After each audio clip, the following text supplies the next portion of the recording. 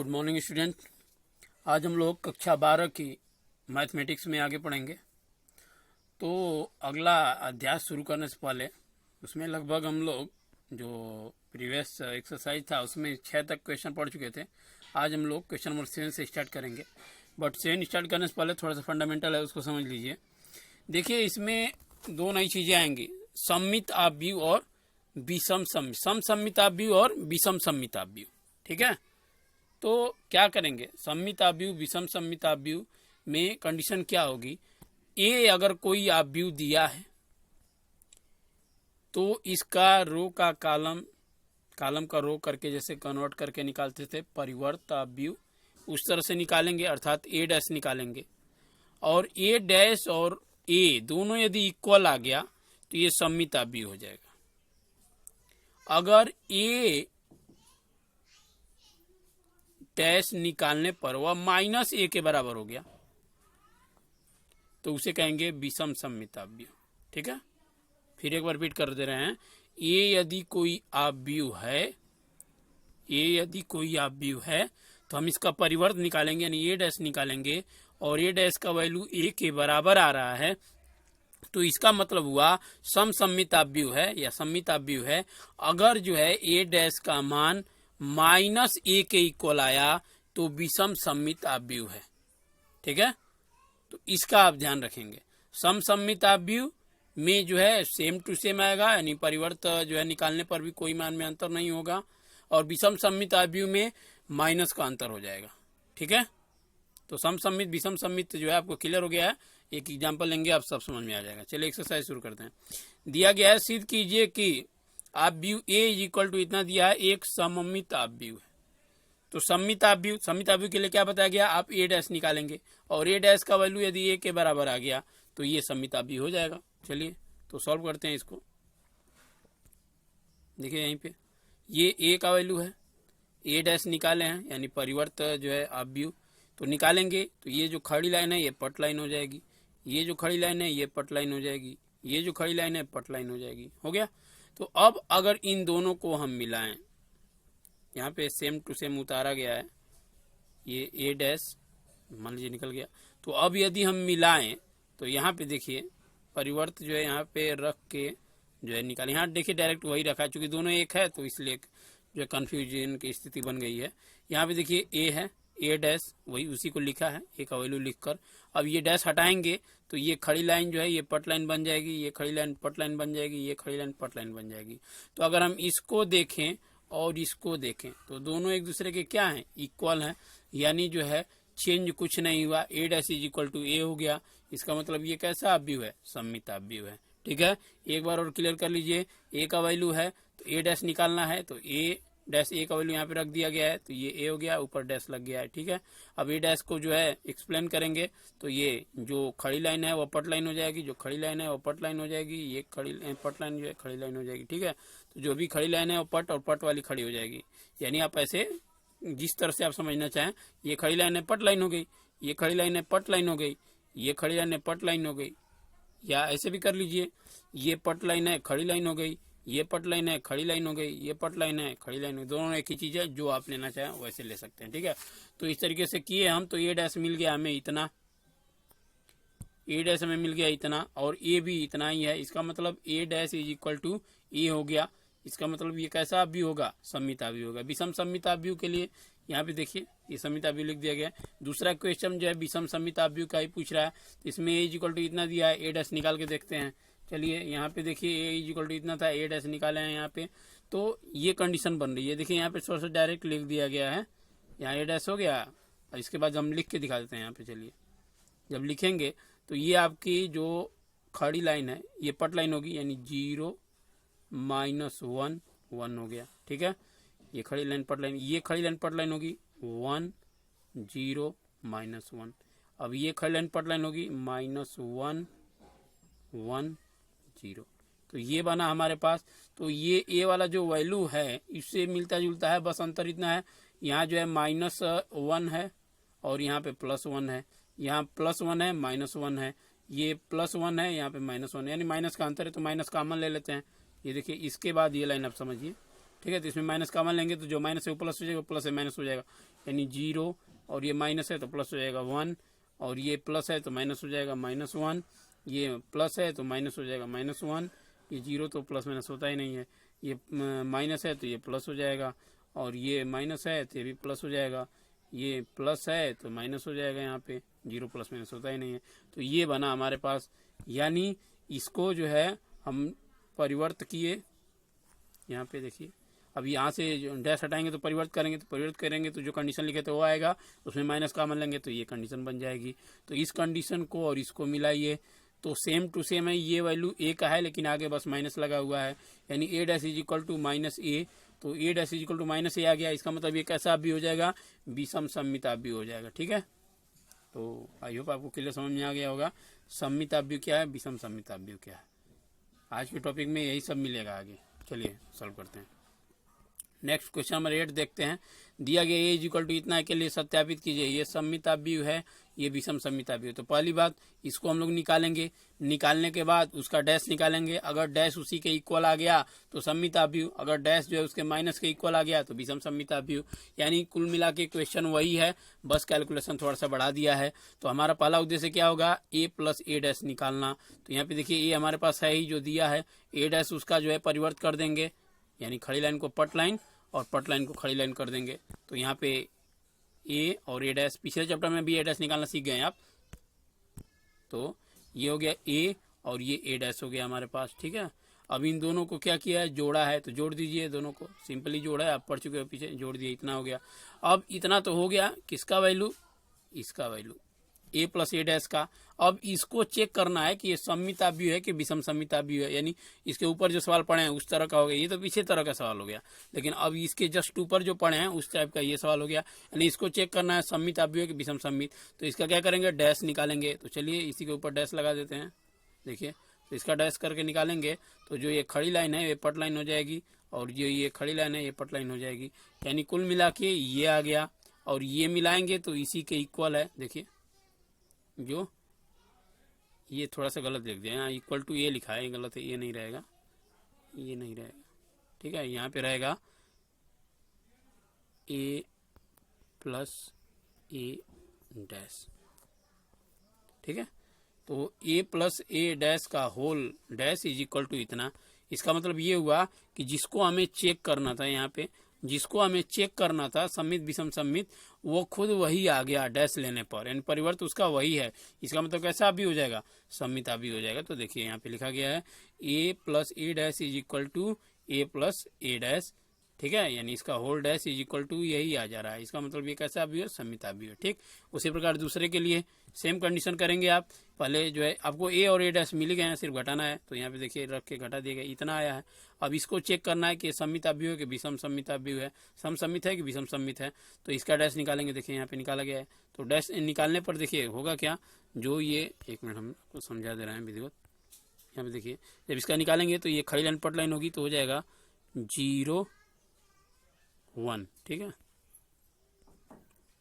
ये आपकी खड़ी लाइन पट लाइन होगी, ये खड़ी लाइन पट लाइन होगी तो -1 और 0 हो गया। ठीक है, अब इसमें देखें और जिसको चेक करना था उसको देखें, यानी इसको देखें तो माइनस का सिर्फ अंतर लग रहा है। देखिए यहाँ पे प्लस है तो यहाँ पे माइनस है, यहाँ पे 0 है तो 0 है, उससे कोई दिक्कत है नहीं। -1 है तो यहाँ +1 है।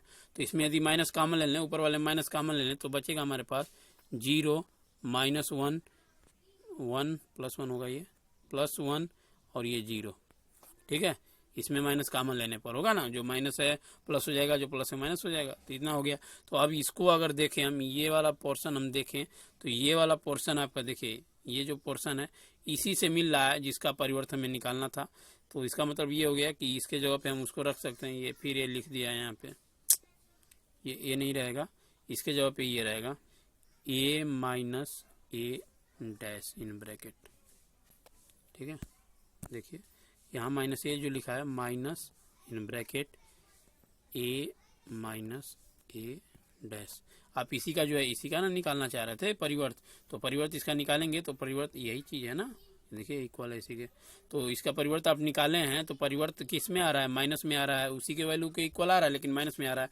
इसका मतलब कैसा भी होगा, ये विषम सम्मिता भी होगा। ठीक है, चलिए नेक्स्ट चलते हैं। समझ में आ रहा है ना, क्लियर। देख लीजिएगा ध्यान से। चलिए next question number 9 same condition है, तो इसमें जो है कुछ करना नहीं है, सिर्फ वैल्यूज निकालना है। देखिए आपको जो है ये एक बड़े सवाल के पास पहुंचाना चाह रहा है, अभी आगे मिलेगा, इसलिए उसको छोटे छोटे पार्ट में काफी बढ़िया से एक्सप्लेन किया है। छोटे छोटे सवालों को जोड़ के बड़ा सवाल बनाएगा। पहले आपको ए से ए डैश निकालना बताया, फिर ए में ए डैश को जोड़ना बताया, सम्मिताव्यूह विषम सम्मिताव्यूह बताया। अब ये देखिए ये एक नई चीज आ गई ये। अब इसमें करना क्या, सिर्फ रख के वैल्यू याद कर लेना है। 1/2 है, ए है ये, और इससे ए डैश निकल जाएगा, उसको दोनों को जोड़ के 1/2 से गुणा कर देंगे। देखिए यहाँ पे ए है, ए डैश निकल गया, इतना हो गया हमारे पास, ठीक है। अब इसके बाद यहाँ जोड़ा जा रहा है, दोनों को जोड़ दिया गया इतना, अब 1/2 से गुणा कर दिया गया, यानी 0 अब भी आ गया, ठीक है। अब उसमें माइनस वाले में भी सेम कंडीशन रखा गया है और घटाया गया, इसमें घटाने पर इतना आ गया, ठीक है। बस यही करना था, वैल्यू रख के मान ज्ञात करना था। तो माइनस प्लस दोनों का निकल गया। चले नेक्स्ट आगे चलते हैं, समझ गए होंगे ना। अरे ये ए है, इससे ए डैश निकाल लिया आप, पिछले चैप्टर में पढ़े हैं। रो का कालम कालम का रो कर देना है बस, अदरवाइज और कुछ नहीं करना है। और इसके बाद इसमें रख के वैल्यू याद कर लेना है। ए का वैल्यू रखे, ए डैश का वैल्यू रखे, देखिए 1/2 आगे उतर गया, इन दोनों को जोड़ देंगे, जोड़ने पर 0 हो गया। 1/2 से गुणा होगा तो 0 ही होगा, 0 में किसी का गुणा होता है 0 ही होता है। फिर नीचे वाला भी ऐसे कर लिए, तो इसका इतना आ गया, बस यही दिखाना था, हल करना था, बस इतना ही मान निकालना था, इसका और इसका निकल गया। चलिए क्वेश्चन नंबर 10 पे देखते हैं। अब 10 में देखिए, हाँ ये इसी क्वेश्चन के पास पहुंचने के लिए जो है वह ऊपर से क्वेश्चन, छोटे छोटे क्वेश्चनों को जोड़ते हुए चला आ रहा है। अब उसका जोड़ पूरा हो चुका है, अब जो बड़ा सवाल है वह आएगा आपके सामने, ठीक है। तो चलिए शुरू करते हैं। देखिए ध्यान से, इसमें कह रहा है निम्नलिखित अवयवों को एक सम्मिताव्यूह विषम सम्मित के योग के रूप में लिखना है। मतलब जो ये दिया है इसको जो है आप a प्लस बी के रूप में लिखिए या p प्लस क्यू के रूप में लिखिए। बट जो a होगा या जो p होगा वह सममिताव्यूह होना चाहिए, और जो b होगा या q होगा वह विषम सम्मिताव्यूह होना चाहिए। और दोनों को जोड़ने पर फिर यही आए, इस तरह का लिखना है। तो चलिए देखिए, इसके लिए एक फार्मूला होता है, ये फार्मूला अगर इसको हम हल करें तो होगा क्या, ये देखिए सेम चीजें, a बराबर इतना लिखा गया है, तो ऐसा मत समझिएगा कि कोई जो है फार्मूला बनाया गया, ऐसा कुछ नहीं है। सिर्फ देखिए अब इसका गुणा करें, अभी अंदर ब्रैकेट तोड़ें तो 1/2a प्लस 1/2a डैश, ये अंदर गुणा हो गया, प्लस इसका गुणा करते हैं अब, plus 1/2a minus 1/2a dash. अब ये a डैश से ये प्लस वाला ए डैश कट जाएगा, और ये आधा जुट के क्या हो जाएगा, ए हो जाएगा, ठीक है। यानी कुल करने का मतलब ये है, ए को हम इन दोनों के बराबर लिख सकते हैं। अब इन दोनों के बराबर ही क्यों लिखा गया है, क्योंकि इसको अगर हम निकालेंगे तो ये सम्मिताव्यूह है, और ये जो है ये विषम सम्मिताव्यूह है, ठीक है। तो हमें सम्मिताव्यूह और विषम सम्मिताव्यूह के रूप में इस आव्यूह को लिखना था, तो इसको हम ए मान लिए हैं, और ये मान के ये सम्मिताव्यूह प्लस विषम सम्मिताव्यूह के रूप में लिख दिए हैं, ठीक है। अब करना क्या है, इसका वैल्यू हमें निकालना है और इसका वैल्यू निकालना है, जो कि जस्ट ऊपर जो है आपको समझाया गया। इसी तरह का क्वेश्चन था ना कि जो है 1/2 a प्लस a डैश निकालिए, यदि a इक्वल टू इतना है, या माइनस वाला था, ये भी था, ठीक है। तो अब बस वही करना है आपको, ठीक है। तो यहाँ पे जो a बराबर इतना आया है, तो इसको हम p मान लेते हैं, इसको q मान लेते हैं, और p और q का मान निकालते हैं। तो देखिए p बराबर इतना हो गया, q बराबर इतना हो गया। चलिए वैल्यूज निकालते हैं। a का मान याद रखिएगा यही है, तो इसको सॉल्व करते हैं। a इक्वल टू इतना दिया था, तो हमें a इक्वल टू इस रूप में लिखना है, ठीक है। तो इसको हम p मान लेते हैं और इसको q मान लेते हैं। तो पहले p का वैल्यू निकालेंगे, यहाँ पे देखिए ये q हो गया, ठीक। और वैल्यू निकालेंगे तो यहाँ 1/2 a का वैल्यू मालूम है, a डैश का आप निकाल लोगे, रख के हल कर लेंगे ना, तो होगा इतना, ठीक है। अब चलिए p का वैल्यू तो हो गया, आप इसको जो है सम्मिताव्यूह कह रहे हो तो चेक कर लेते हैं ताकि कोई डाउट न रहे। तो चलिए चेक करते हैं, यही वैल्यू आया है ना इसका, जिसको हम p माने हैं, तो p डैश निकालते हैं। तो p डैश निकालेंगे तो इतना आएगा, तो ये किसके इक्वल है, p के ही इक्वल है। इसका मतलब ये कैसा है, सम्मिताव्यूह है, क्योंकि a equal to a dash सम्मिताव्यूह होता है। तो यहाँ p dash is equal to p आया, यानी p dash is equal to p है, इसका मतलब ये कैसा हो गया, सम्मिताव्यूह हो गया। तो जो ये निकाले हैं हम इसका वैल्यू, ये सम्मिताव्यूह का वैल्यू है, ठीक है। तो इसका वैल्यू निकल गया, ठीक है। अब इसका वैल्यू निकालेंगे और दोनों को रख देंगे, बस जिस रूप में चाह रहे थे हम उस रूप में मिल जाएगा, ठीक है। तो इसको हो गया, सम्मिताव्यूह वाला मिल गया, पी सममिताभ्यु है। चलिए क्यू वाला हल कर दें पहले। तो क्यू का वैल्यू इतना माने हैं, आप रख दीजिए, ए और ए डैश माइनस में है, घटाइए, इतना हो गया। चलिए ये तो हो गया इसका वैल्यू, बट इसको हम क्या मानना है, विषम सममिताभ्यु। चलिए चेक कर लेते हैं। तो इसका डैश निकालेंगे तो Q dash is equal to, ये भी कन्वर्ट होगा, तो कन्वर्ट होने के बाद ये हो जाएगा। अगर इसमें हम माइनस कॉमन लें तो ये हो जाएगा। तो इसमें दोनों में देखें तो यहाँ Q dash is equal to minus Q आ गया है, Q dash is equal to minus Q आ गया है। मतलब ये कैसा अभी हो गया, विषम सममिताभ्यु हो गया। तो इसका मतलब ये हुआ कि ये सममिताभ्यु है और ये विषम सममिताभ्यु है। तो इन्हीं के योग के रूप में लिखना था, तो ये बस उतार दिए, ये पी का वैल्यू रख दिए और क्यू का वैल्यू रख दिए। ठीक है, अभी इसको जोड़ेंगे ना आप तो यही आ जाएगा। जोड़ के देख लीजिए, 0 में 3 जुटेगा, 3 हो जाएगा, फिर 3 में 2 जुटेगा, 5 हो जाएगा, और ये 3 में -2 जुटेगा, 1 हो जाएगा, और 0 में -1 तो -1 हो जाएगा। देखिए मिलाइए, ये है ना।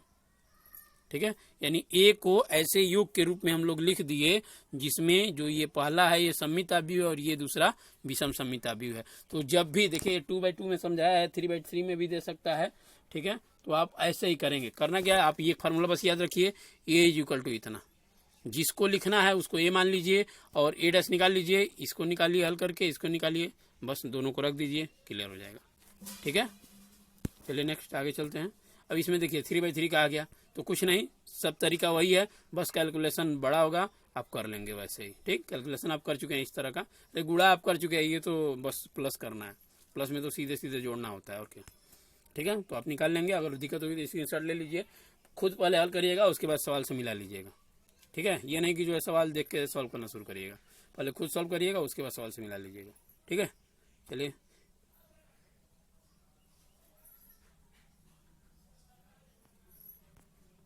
क्वेश्चन नंबर 11 देखते हैं, बस ये चैप्टर खत्म होने वाला ही है। तो क्वेश्चन नंबर 11 में कह रहा है, यदि ए तथा बी समान कोटि के सममिताभ्यु हैं तो ये और ये एक किस तरह के अभ्यु होंगे। तो हम क्या करते हैं, ए इसका जो है वो लाइन निकाल लेते हैं, डैश, इसका डैश निकाल लेते हैं। किस तरह का अभ्यु है, मतलब ये पूछना चाह रहा है कि जो सममिताभ्यु है कि विषम सममिताभ्यु है। ठीक है, तो इसका डैश हम लोग निकालेंगे। अगर डैश इसी के इक्वल आ गया तो सममिताभ्यु, नहीं तो विषम सममिताभ्यु। तो चलिए यहाँ पे डैश निकाला गया, देखिए ए बी माइनस बी ए का होल डैश। जब होल डैश होता है तो अलग अलग तोड़ सकते हैं इसमें, तो जब होल डैश को तोड़ेंगे तो इस पे भी डैश आ जाएगा, इस पे भी डैश आ जाएगा।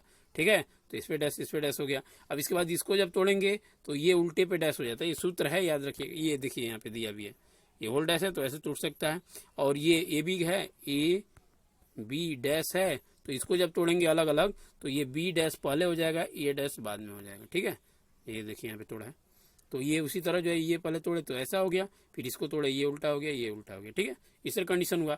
फिर ये अब यहाँ पे देखिए बी डैश, आपको पता है यहाँ पे ए डैश चूंकि सममिताभ्यु है, यहाँ पे क्या कंडीशन दे रहा है, ये सममिताभ्यु है, ए और बी सममिताभ्यु, ए और बी सममिताभ्यु है, इसका मतलब A dash is equal to A होगा और B dash is equal to B होगा। सममिताभ्यु में यही कंडीशन थी ना। तो चलिए यहाँ पे आप पहुंचे हो यहाँ तक। अब इसमें बी डैश का वैल्यू बी, ए डैश का वैल्यू ए, फिर यहाँ पे उसी का ए डैश का वैल्यू ए, बी डैश का वैल्यू बी। ठीक है, यानी इतना आया। अब इतना आया, इसमें हम माइनस कॉमन ले लेते हैं, तो माइनस कॉमन ले लेंगे तो ये वाला प्लस हो जाएगा और ये वाला माइनस हो जाएगा, यानी ये कंडीशन हो जाएगी। ठीक है, तो अब ये कंडीशन हम देखें तो यही कंडीशन थी ना यहाँ पे।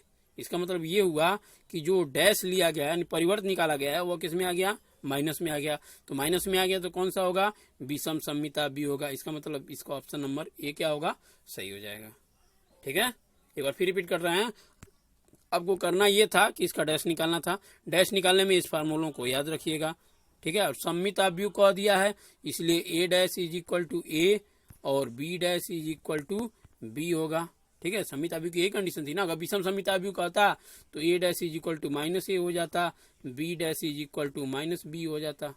ठीक है, चलिए ठीक है, नेक्स्ट आगे क्वेश्चन नंबर देखते हैं। आगे कोई क्वेश्चन है, हाँ 12 है, 12 वाला देख लेते हैं।